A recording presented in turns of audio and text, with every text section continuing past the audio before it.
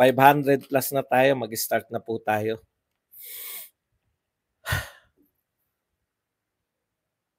Magandang araw sa atin lahat, mga kababayan, saan man panig kayo ng daigdig naroon.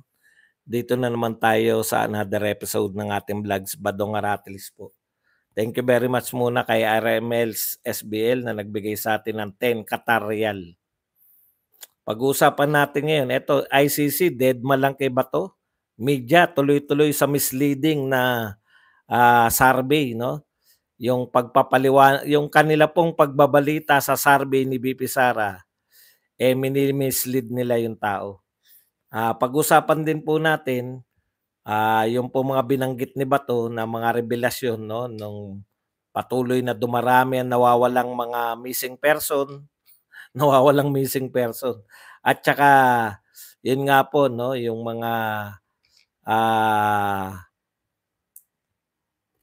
allegedly, mga drug lords, mga nagtago nung panahon ni Duterte, malaya na po nakakatakbo ngayon. Kino-question niya, no? Kino-question niya yung uri ng, uri ng lipunan natin, no? Yung mga nagtago dahil sa droga, yung mga na pag allegedly, o may umamin pa na siya ay drug lord, sila po ay tumatakbo sa politika. Yan po mga pag-uusapan natin, pero bago yan, kung bago ka pa lang dito sa ating channel, mag-subscribe ka na. Dahil ito lang ang tayong channel na may kinikilingan, may pinapanigan, una sa balita, huli sa impormasyon, kaya ano pang hinihintay nyo? Pindot na, okay? Kung ano na lang po mauna rito kasi marami ito, no? Ito po, may maganda rito, no? Yung na sinabi, Inday Sara always speaks the facts. Sa isa pong speech ni DepEd Secretary Angara, si Angara na po ngayon, no? Sayang, dapat pala tinantosan ko to. Teka lang, paparinig ko sa inyo as usual. Maganda tong sinabi. 'Di ba ang sinabi po ni BP Sara, no? Ang nasusunod lang naman sa pagbabudget ay si Martin at saka si Saldico. Wala na pong ano ngayon. Wala na pong patumpik-tumpik, no? Sa isang speech po ni Angara, pati po reaction ni Martin, wala na rin talaga silang kunwarian. Kaya tama po si BP Sara sa lahat talaga. Na political leader, ang Speaker ng House of Representatives, Speaker Martin Romualdez. Sana daw madagdagan yung budget ng Department of Education, Mr. Speaker. Thank you. Nangako na po si Speaker at ang Chairman ng Appropriations. Thank you. Nangako na po si Speaker at ang Chairman ng Appropriations. Thank you. Nangako. Narinig niyo po? Ha? Yung DepEd Secretary, katabi pa ni Lam, si Speaker. Usually po, kanino nang hihingi ng dagdag na budget? Kanino nang hihingi ng budget? Sa Pangulo, di ba? Nangako na po, humingi po kami ng budget kay President Duterte at pinagbigyan po kami. Sinasabi nyo na hindi makatotohanan yung sinasabi ni BP Sara? Ayan, narinig nyo lahat. Narinig nyo ba? O mahina? Narinig nyo lahat yung sinabi ni Angara? Mahina yata. Narinig nyo ba o hindi?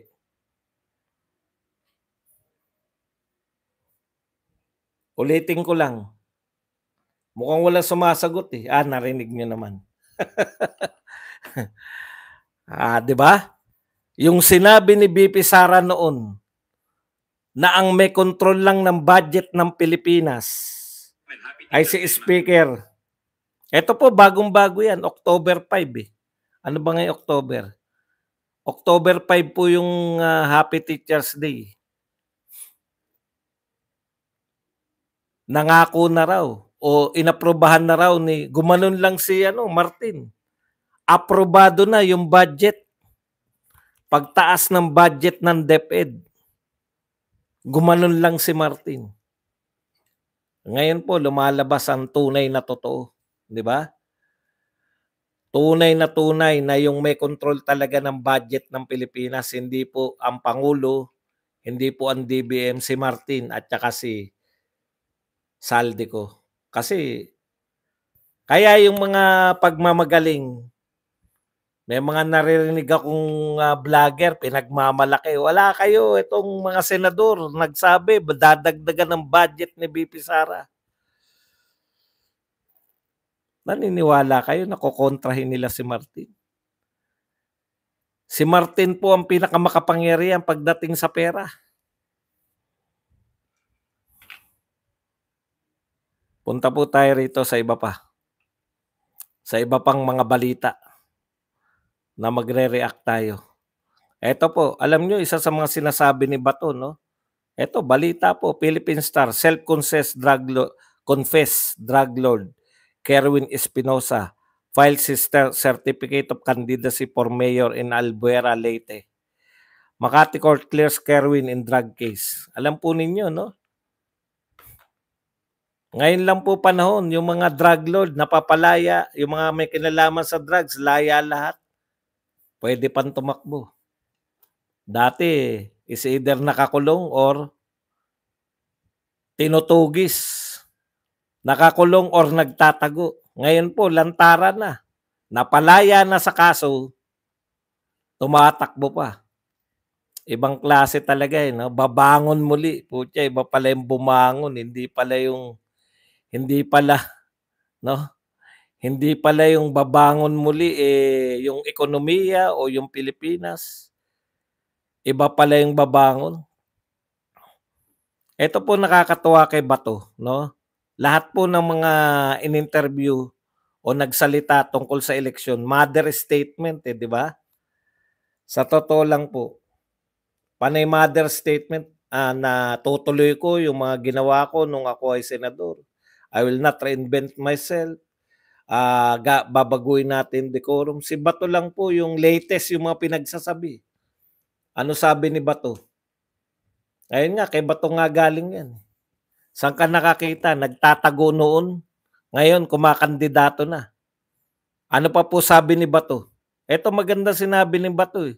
Siya lang po yung tunay na nagdi-discuss ng mga problema eh.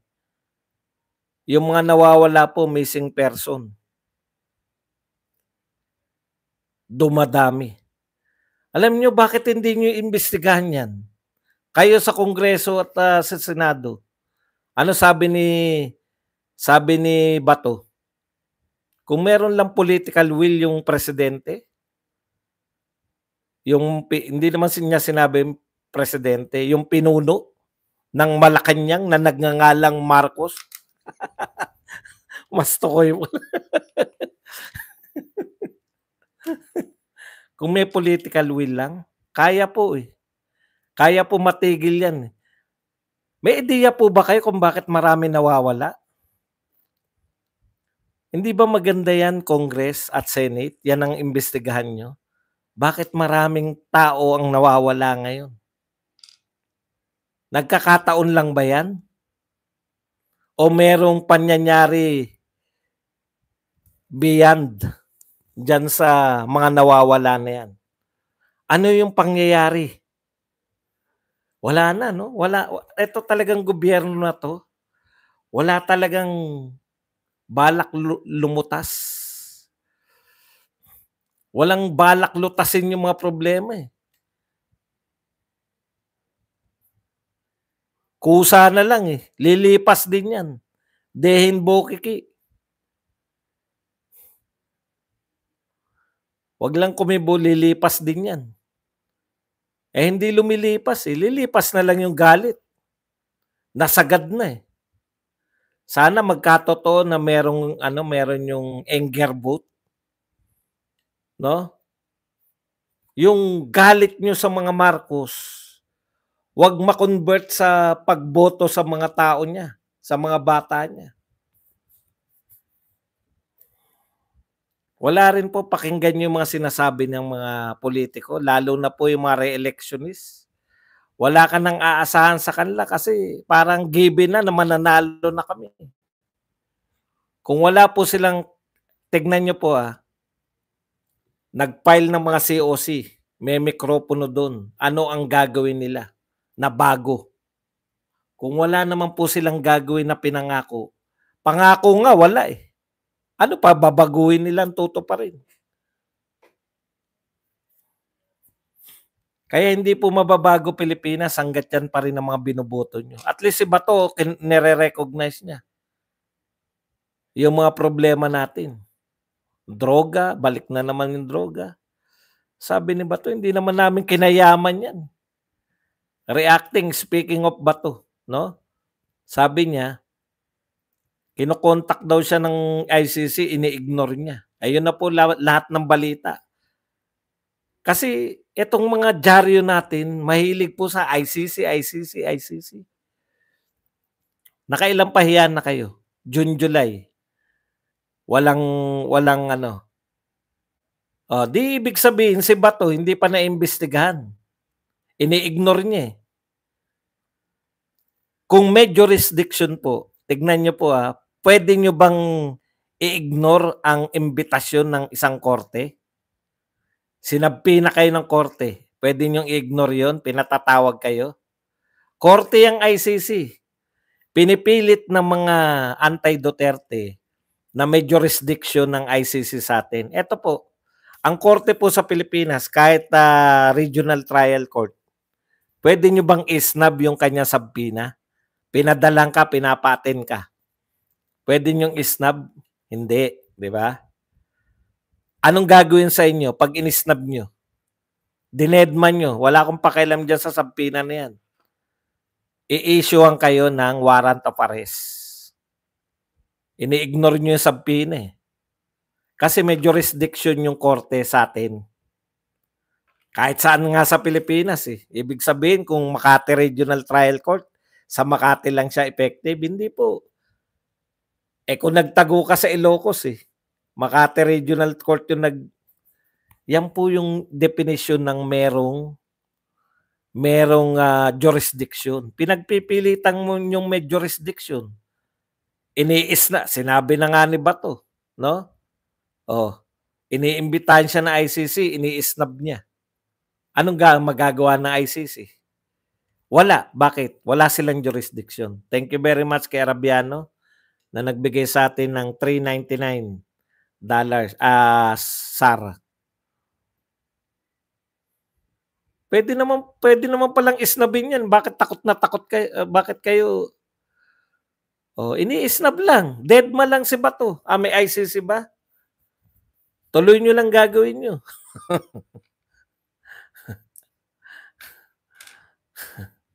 Panay kayo ICC. Okay.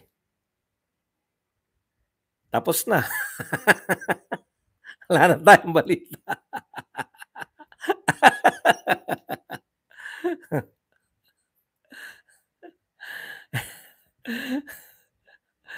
Kasi itong mga dyaryo natin, pag nakakita lang ng balita, yung pala yung mga nagsasalita sa ICC, si Trillanes, yung isa naman Pilipino lang din, wala namang kinalaman doon. Wala pong kinalaman eh.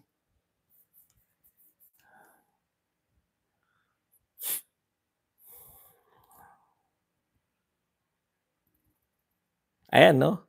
Re-electionist Senator Ronald De La Rosa has admitted ignoring calls from International Criminal Court that is investigating him for the previous. Pwede naman palang deadmine eh. Di walang problema yung mga pinatatawag kasi ini-snub lang. Ngayon, kung may jurisdiction yan, aarestuhin na siya.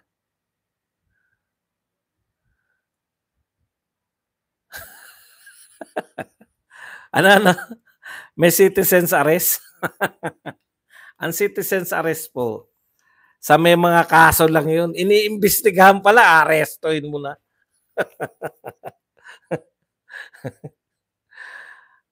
Bakit mo ko arestuhin?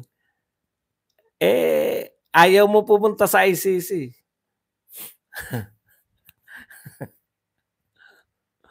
Okay. Punta po tayo rito. Ito po, wala pong tigil tong kaatake nila kay BP Sara tungkol po sa survey, no? Ano po ba yung facts? Pasensya na kayo uulit-ulitin natin 'to. Iba-iba naman atake nila eh. Ha? Iba-iba rin yung paraan natin ng pagsagot, no? Kasi yung mga sinasagot yung mga binabato nila ngayon, iba naman yung binabato nila ngayon kaya una po, ito po ang katotohanan. Ang katotohanan po, number 1 si VP Sara sa trust and approval rating ng survey. Kahit nga po yung sinasabi nila na sisisihin na ba natin yung publicus. Number 1 din pala si VP Sara dun eh. Pinapakita nyo lang na mababa si VP Sara pero number 1 pa rin siya ron. Ang dami nilang panlilin lang, no? Katulad po nito, ito sinabi bago to. Duterte's lack of transparency led to lower ratings. Sino po nagsalita niyan? Ito po ay sinabi sa Manila Times ni Senior Deputy Speaker Aurelio Gonzales. Said the drop in trust and approval ratings of Sara Duterte could be attributed to her refusal to answer questions on her office disbursement of funds. Ang dami pong ano rito, no? Ang dami pong dapat nating ilinaw dito. Nailinaw na natin to pero ililinaw uli natin para po sa makabisado na natin lahat.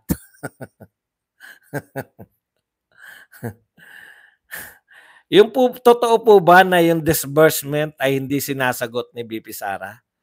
Sinagot niya po yan. Di ba? Sinagot niya po yung pagde-disburse. Ang totoong hindi na sumasagot paano nagde-disburse yung mga congressman at mga senador. Kasi meron sila disbursement through certification. Di ba? Yung kanila pong paggastos po ng kanilang mga pondo ay hindi po sa liquidation through certification lang. No? Liquidation through sila lang din ang gagawa. Wala po yung mga usual. Kaya dapat meron pong ang kampanya sa susunod na eleksyon, unang araw, para lang masabi natin yung mga dapat na kinakampanya. Pero hindi naman natin tutuloy. Kasi nuisance din tayo.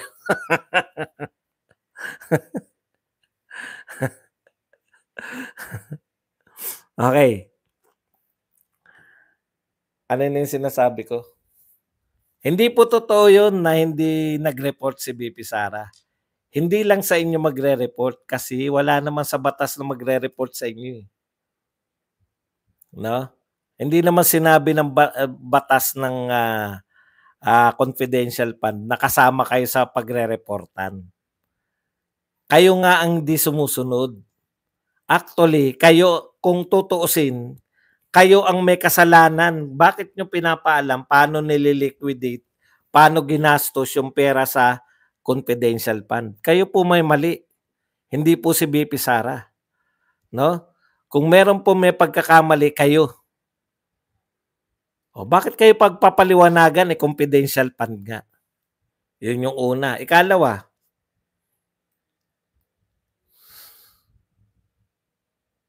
yan daw ang dahilan yung hindi pagsagot.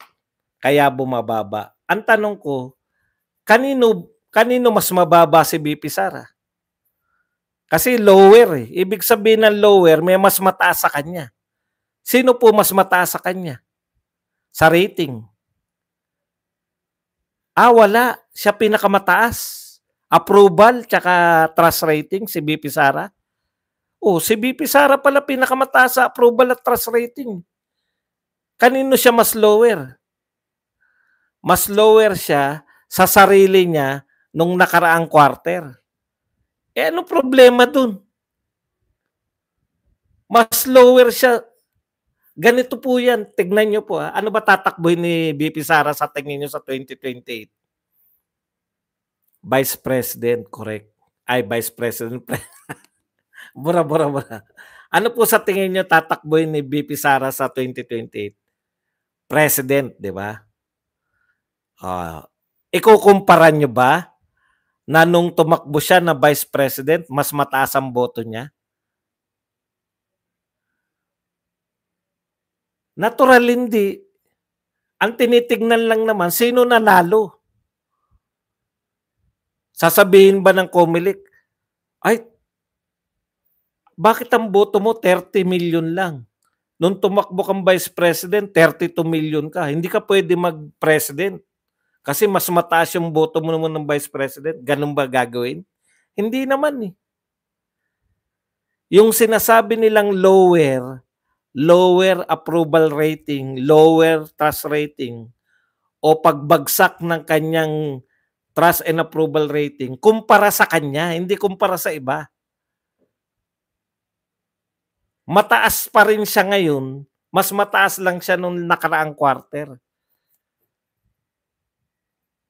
Paulit-ulit na tayo rito na si BP Sara po pinakamataas ang rating. Bakit nyo binabalita na lower, bumagsak ang kanya rating? Kumpara kanino? Siya nga pinakamataas. Natural, bababa siya, lalo na ang kalaban niya, Marcos, o kamag-anak ng Marcos sa 2028, bababa talaga siya kasi sa 32 million, hindi lang po Duterte votes yan. Aminin na natin na meron pong Marcos dyan. Kumbaga sa 32 million, 29 million dyan sa mga Duterte, 3 million, may boto yung Marcos na 3 million. Oh. Siyempre, pagdating ng 2028, 30 million si BP Sara, 3 million si Martin, ganun po yun. Bababa talaga siya dahil nawala yung boto ng Marcos na 3 million. Yun lang naman ang contribution ng mga Marcos, 3 million. Sa 32 million. 29 million sa Duterte.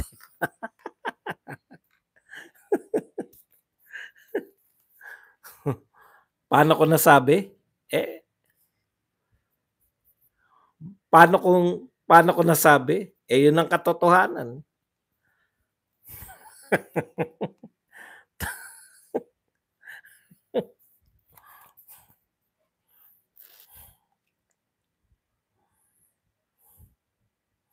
Kaya wala po yan. Yung mga sinasabi nilang lack of transparency lead to lower ratings. Kalokohan po yan. Ayan, no? O, pinakita nga nung isa, pinakamataas si BP Sara eh.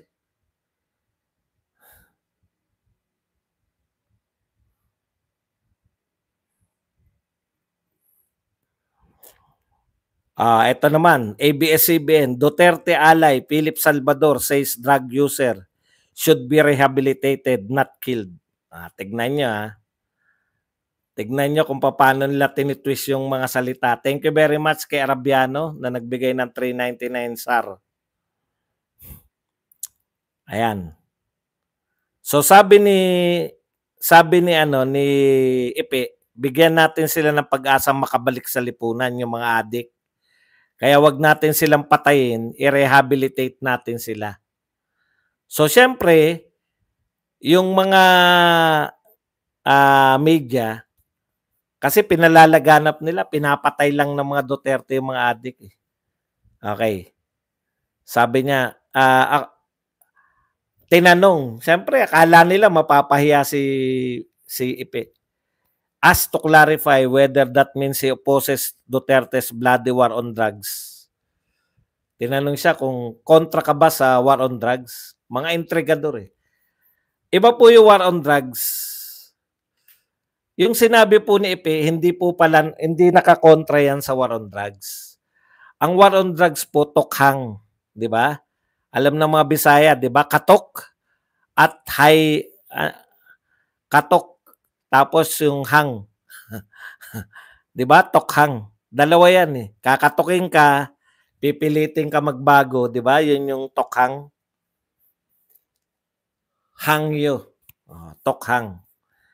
So hindi totoo na lahat ng adik, mga drug lord, drug pusher, patay-patay lang, no? Panahon ni Duterte. Kinakatok ka, small time na pusher ka, oy, alam namin pusher ka, magbabago ka ba o hindi? Magbabago po ako. pakiusap. Yan po yun. Para magbago sila, marirehab sila, mamimili. Yung iba naman, kusa na eh. Kahit hindi nagpunta na rehab, kusa na silang hindi gumamit eh. Nagtabaan nga eh. O ano po ang kontra doon? Kasi kayo lang naman yung naniniwala na ang ibig sabihin ng tokhang, ang ibig sabihin ng war on drugs. Adik ka ba? Bang! Adik ka? Bang! Hindi naman po ganun yung actual na naganap eh. Dahil ayon po sa numero, 3 milyon po mahigit yung nagpatokhang. 3 milyon po yung natukhang. Ilan lang po yung namatay? 6,000. Ilan po yung natukhang? 3 milyon. Ibig sabihin, 3 milyon po yung kinausap na adik, magbago na kayo. Yung 6,000, yan malamang yung mga hindi nagbago.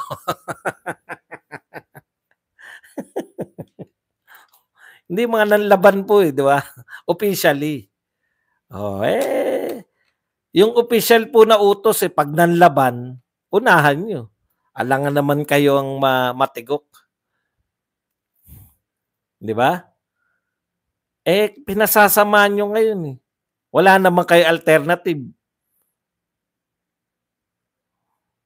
Alam niyo ang swerte ni Marcos sana? Bakit? 6 na taon, walang bagong adik. Yung mga adik na ngayon, recycled eh. Siyempre, magkakaroon na naman yan. Ibig sabihin, logic lang yan eh. Alam ng mga tao, namamatay yung mga may kinalaman sa droga noong panahon ni Duterte. Hindi ka adik. Magsisimula ka bang maging adik sa panahon ni Duterte? Hindi. Di ba? Yung mga possible na magsimulang maging adik, hindi natuloy yung pagiging adik nila. Kaya marami naging vlogger eh. Imbis na mag-adik, nag-vlog na lang. Pwede rin naman, high na high rin naman sila sa pagbablog nila. Dumami yung mga kulentong. TikTok. Di ba? Doon na lang nila lahat. Kaya ang daming mga dancer na instead, alam niyo yung ginawa ni Duterte na hindi ma-appreciate? Walang naging bagong adik, napaka-minimum siguro. Biruin mo, 6 na taon na walang naging adik, ang laking bagay nun. Sa dami, yung sheer volume ng 6 na taon na nahinto, walang naging bagong adik.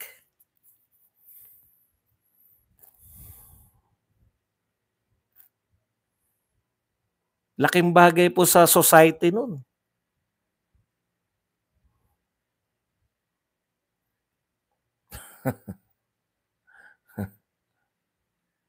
3 milyon nga po yung tokhang. Ang natukhang po 3 milyon. Ilan libo lang ba yung namatay? 6,000. Ang layo naman ng 3 milyon sa 6,000. Kaya mali yung sinasabi nila. Ito sinasabi ni Salvador. Totoo to, gusto niya maging mga adik na magbago. Bigla kagad sasabihin, hindi ka ba naniniwala sa war on drugs? Kung hindi ba naniniwala yan, tatakbo ba laban para kay Duterte yan?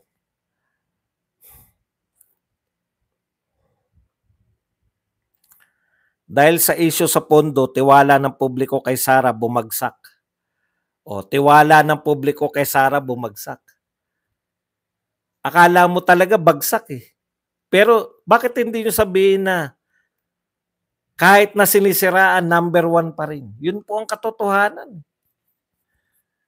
Amik, ang kay PBBM Buds, tok-tok alok. Magtok-tok pagbukas mo, do you want?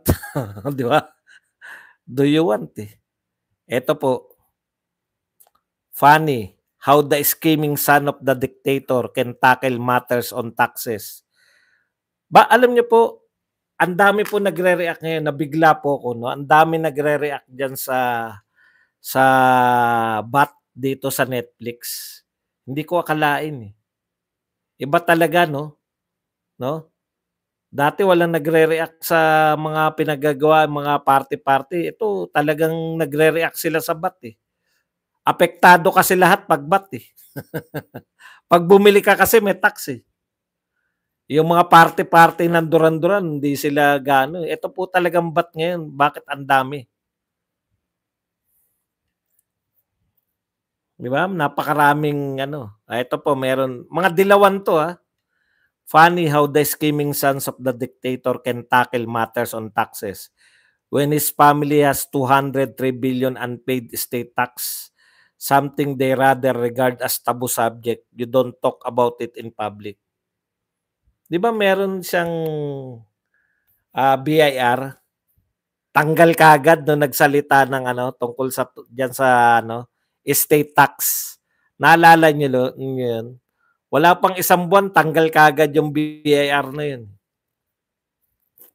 Dilawan. Mga dilawan at mga kakamping.